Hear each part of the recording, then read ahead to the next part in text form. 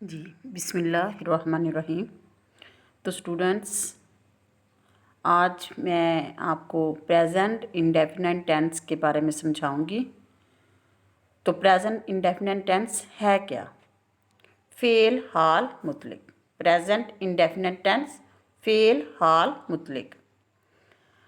तो इन सब से प्रेजेंट इंडेफिनिट पर बात करने से पहले हम सबसे पहले ये देखें कि ये टेंस हैं क्या। ज़माने, टेंस मतलब ज़माने।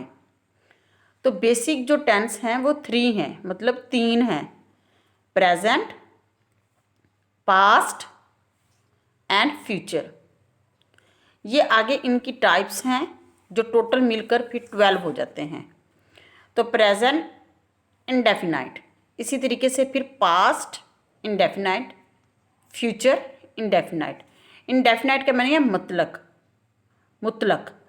ठीक है। अब ये क्या है? प्रेजेंट इंडेफिनाइट फ़ेल, हाल, मुतलक।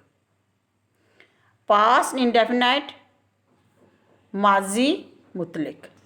फ्यूचर इंडेफिनाइट मुस्तकबिल, मुतलक। इस तरह ये सब के साथ इसकी ट्रांसलेशन इंडेफिनाइट की होगी। तो इसी तरह फिर present continuous, past continuous, future continuous. फिर present perfect, present continuous, present perfect continuous. इसी तरह past perfect, past perfect continuous, future perfect, future perfect continuous. ये टोटल मिलकर 12 हैं। और अगर एक एक पर भी बात की जाए तो ये बहुत ज़्यादा इसके समझने वाला काम है। तो हम सब पर बात करने से जो है वो एक टॉपिक पर अगर हम बात करेंगे तो इससे हमें बेहतर तरह से समझ आ जाएगी, जिससे हमें इंग्लिश में English translation Urdu to English and English to Urdu करने में बहुत ज़्यादा मदद मिलेगी। तो आज सबसे पहले हम बात करेंगे प्रेजेंट इंडेफिनिट टेंस फ़ेल, हाल, मुतलक। मतलब अभी जो काम हुआ है, मुतलक मतलब रूटीन का जो काम है वही काम है, मतलब रोज़ हो रहा है या जैसा कि उससे जाहिर हो रहा है कि ये काम अभी अभी हुआ है, मुतलक हुआ है, रूटीन हुआ है। तो हमने पढ़ा कि उर्दू, अब अगर हमें सबसे पहले उस टेंस की उस वक्त तक समझ नहीं आएगी जब तक उसे हम अपनी ज़ुबान में नहीं समझेंगे। हम अपनी जो नेशनल लैंग्वेज है, कौमी ज़ुबान, अगर हमें उर्दू में उस फ़िक्रे की समझ आ जाती है, उर्दू की हमें पता चलता है कि उर्दू में ये फ़िक्रा क्या है, तो हम उसे इंग्लिश में चेंज करने की हमें ज़्यादा आसानी होगी। तो हम उर्दू फ़िक्रे की अगर हमें कैसा पता चले कि ये जो टेंस है ये प्रेजेंट परफेक्ट टेंस है, तो कैसे हमें इससे कैसे पता चलेगा? उर्दू फ़िक्रे के आखिर में ता है, ती है, ताहूँ, ते हैं वगैरह आता है। मतलब जब भी हमें किसी भी चीज़ की ट्रांसलेशन करनी है, हमें उसको इंग्लिश में लेके जाना है, इंग्लिश में उसकी ट्रांसलेशन करनी है, तो हमें सबसे पहले ये पता हो, फ़िक्रे को देखने से ही पता चल जाए कि वो प्रेजेंट इंडेफिनिट है। तो उर्दू फ़िक्रे को अगर हम देखें तो उसके आखिर में क्या आएगा? ता है, ती है, ते हैं वगैरह आता है। मसलन नादिया खाना पकाती है, तो यहाँ पर देखें इसके आखिर में क्या है? ती है। तो ये हमें फ़ौरन पता चला कि ये प्रेजेंट इंडेफिनिट टेंस है। वो लाहौर जाते हैं, ठीक है, तो ते है, क्या आ गया? ते हैं, प्रेजेंट इंडेफिनिट टेंस है। अब वो लाहौर जाता है तो क्या आखिर में आया? ता है, तो हमें पता चल गया कि ये प्रेजेंट इंडेफिनिट टेंस है। तुम खत लिखते हो, ते हो, तो इससे हमें पता चला कि ये कौन सा टेंस है? प्रेजेंट इंडेफिनिट टेंस है। मैं आम खाता हूँ, तो इसके आखिर में क्या आया? आप देख सकते हैं, ता हूँ। तो हमें इससे पता चला कि ये जो है प्रेजेंट इंडेफिनिट टेंस है। तो अगर हम उर्दू फ़िक्रे की तरतीब की तरफ तवज्जो दें तो हमें इसकी जो ट्रांसलेशन है, जब इंग्लिश में इसकी ट्रांसलेशन होगी तो हमें इससे बहुत ज़्यादा मदद मिलेगी। हम जिस तरह नादिया खाना पकाती है, नादिया खाना पकाती है, यहाँ पर नादिया क्या है? फ़ाइल, काम करने वाला या वाली, जो भी है काम, जो काम सरअंजाम दे रहा है, जो बंदा काम कर रहा है या जो कोई जानवर काम कर रहा है, जो भी काम जो करने वाला होगा या वाली होगा वो फ़ाइल। इंग्लिश में इसे कहेंगे सब्जेक्ट। तो खाना दूसरे नंबर पर है। खाना, खाना क्या है? मफूल, जिस पर काम हुआ, ऑब्जेक्ट। पकाती है, पकाती फेल, मतलब जो काम हुआ वो वर्ब, इंग्लिश में इसे कहेंगे वर्ब।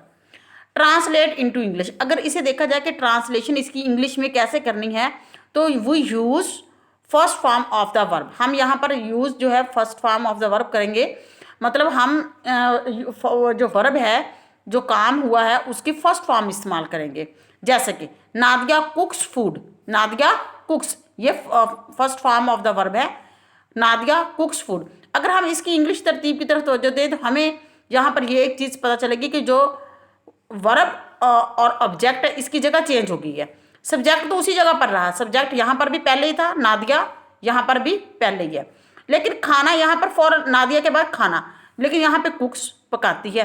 तो इंग्लिश में इसकी ट्रांसलेशन करते हुए subject plus verb plus object, मतलब सब्जेक्ट अपनी जगह पर ही रहता है, वर्ब और ऑब्जेक्ट की जगह चेंज हो जाती है। इंग्लिश सेंटेंस, इंग्लिश ट्रांसलेशन करते हुए वर्ब पहले आता है। तो अगर हम इसको इंग्लिश ट्रांसलेशन करें तो हम किस तरह लिखेंगे, नादिया कुक्स फूड। यहाँ पर अगर आ जाएं, वो लाहौर जाते हैं, दे गो टू लाहौर, वो लाहौर जाता है, ही गोज टू लाहौर, तुम खत लिखते हो, यू राइट अ लेटर, मैं आम खाता हूँ, आई ईट मैंगो।